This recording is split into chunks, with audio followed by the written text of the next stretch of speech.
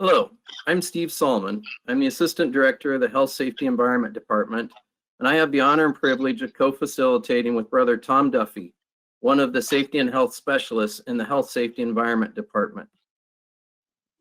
Thanks, Steve.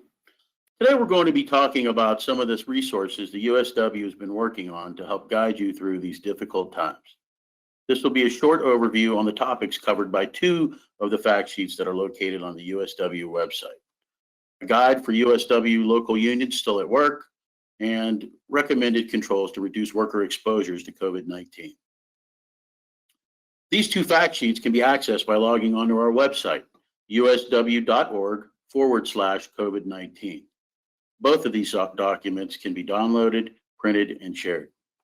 For those working for employers that have been identified as essential businesses and don't have the option to stay at home, as most governors have ordered, there are some things we think you should know about how to protect yourself, as well as maintaining a safe working environment for everyone. The USW and employers continue to negotiate safety policies on COVID-19 to help employers maintain safe workplaces. Workers with pre-existing health conditions such as diabetes, asthma, heart disease, and compromised immune systems, or older workers that have higher risk of complications if they were to contract coronavirus should be encouraged to stay at home. Temperature checks with no-touch instruments are one part of an overall infectious disease program. The screening only identifies workers who are symptomatic. COVID-19 spreads mainly among people who are in close contact within about 6 feet for a prolonged period of time. Self-isolation or quarantining is needed for workers that may have developed symptoms or have been in close contact with someone that has tested positive. Quarantine is used to keep someone who might have been exposed to COVID-19 away from others, while isolation is used to separate sick people from healthy people. Sick workers should stay home according to negotiated leaves of absence without fear of discipline. Workers that fear discipline for missing work when they are sick may feel pressured to come into the workplace, which in turn could further spread the virus. Workplace evaluations must include workers and their representatives to achieve social distancing. Since people can spread the virus before they know they are sick, it is important to stay away from others when possible. When cleaning and disinfecting, follow the manufacturer's guidelines found in the safety data sheets to adequately kill viruses. Workstations must be inspected by workers and employers to ensure they have adequate room for social distance, and shared touch points are part of a cleaning and disinfection plan. Workers must be trained to understand the use and limitations of assigned PPE, including proper donning and doffing to prevent additional exposures. And do not fall for false remedies found on social media and the internet. Currently, there is no vaccine or treatment that will prevent or cure COVID-19. This fact sheet also contains other helpful web pages you can use for additional information, such as the AFL-CIO, CDC, and OSHA guidelines. Now I'll turn this over to Steve Solomon to talk about our second fact sheet on recommended controls to reduce worker exposures to COVID-19. Thank you, Tom. USW continues to identify and support COVID-19 health and safety controls to assist in slowing and stopping the likelihood of workers contracting the virus.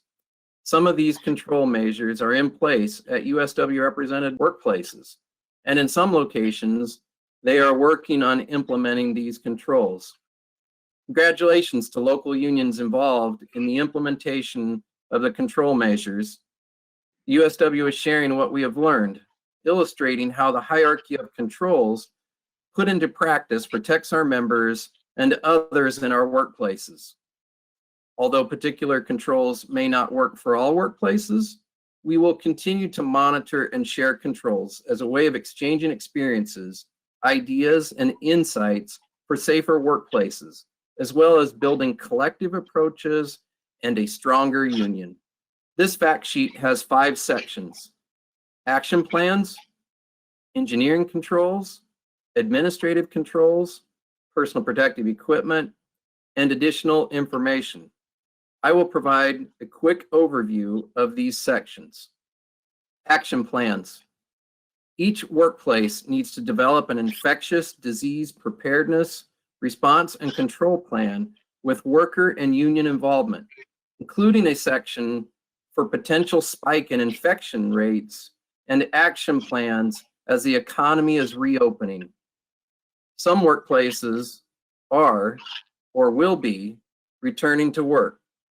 Prior to startup, a management representative from the location should acknowledge that the action plans have been put in place and implemented. Employers, workers, and their representatives must assess jobs and tasks for physical distancing and respond appropriately. Engineering controls. When hazards cannot be eliminated or a substitute is unavailable, the next most effective level of protection for workers is engineering controls. The USW has learned about various controls that help eliminate high-touch areas and increase physical distancing. For example, the use of touchless faucets have eliminated high-touch areas. Some workplaces have discontinued the use of touch biometrics and are now using other means to clock in and out.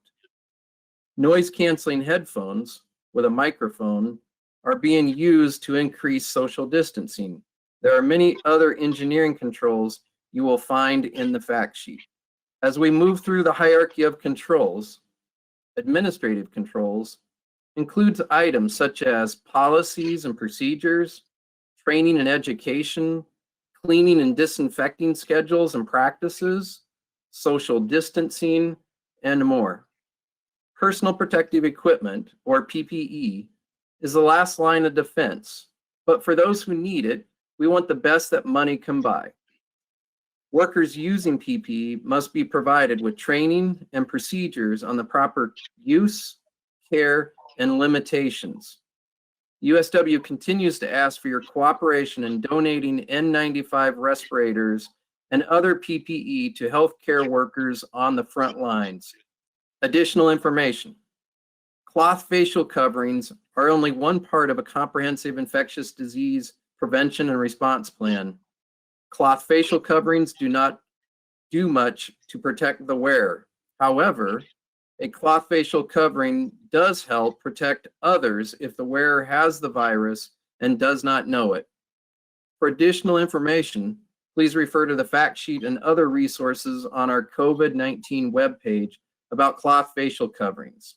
The USW will continue to share controls and practices as a way of exchanging experiences, ideas, and insights for safer workplaces, as well as building a stronger union. Now, I'll turn this over to Tom Duffy to close our presentation. Thanks, Steve. If you have a question, would like to sign up for updates or report a health and safety issue related to COVID-19, please log on to usw.org/COVID-19. You will also find other web links to various resources that may not be covered in these fact sheets. Please continue to work through your local union, staff rep, and district director. For non-COVID related safety questions or concerns, you can always contact the Health and Safety Environment Department by emailing us at safety@usw.org. Continue building our solidarity for safety and healthy workplaces. We thank you for your time. Solidarity forever.